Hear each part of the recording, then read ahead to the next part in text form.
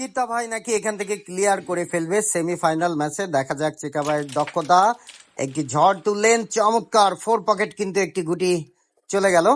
Easy দেখে শুনে four pocket করলেন, আবারও কিন্তু অ্যাঙ্গেলে সাদা খেলার চেষ্টা। পকেটে একটি বসানো গুটিও কিন্তু উঠিয়ে নিলেন, আরো একটি গুটি ইজি পকেট করলেন আমাদের চিতা ভাই, আমাদের ফুলতলার প্লেয়ার। দেখা যাক চিতা ভাইয়ের দক্ষতা। আবারও কিন্তু লং শটে চমৎকার খেলেছেন। দেখা যাক, ও মাই গুড লাক, দুটো গুটি কিন্তু দুই পকেট করে ফেললেন আমাদের চিতা ভাই। রেডটিকে শিওর শট খেলার চেষ্টা করছেন আমাদের চিতা ভাই। দেখা যাক, সুন্দর চমৎকার ভাবে কিন্তু রেডটিও কিন্তু পকেট করে ফেললেন আমাদের চিতা ভাই। আর একটি মাত্র গুটি আছে, কাভার দিয়ে ক্লিয়ার করতে পারবেন, মিস করে ফেললেন। স্ট্রাইক চলে আসলো চিতা ভাইদের প্রতিপক্ষ মামুন ভাইয়ের হাতে।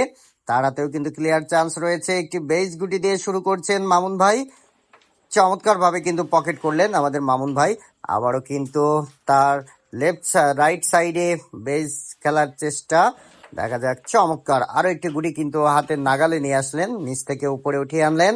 সেই গুটিটি কিন্তু আবারও ইজি খেলার চেষ্টা করছেন আমাদের মামুন ভাই।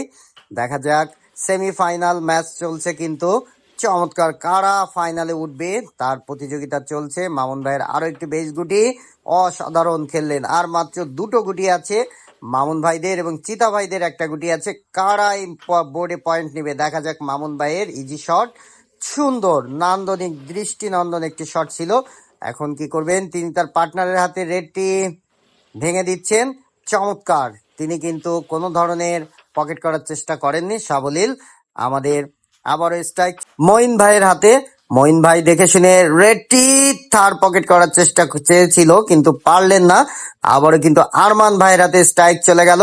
ইজি রেডটি পকেট করার চেষ্টা, দুর্দান্ত। আর একটি মাত্র গুটি আছে, দিতে পারলেই কিন্তু 6টি পয়েন্ট লুফে নিবে সেমিফাইনালের প্রথম বোর্ডে। চমৎকার আরমান।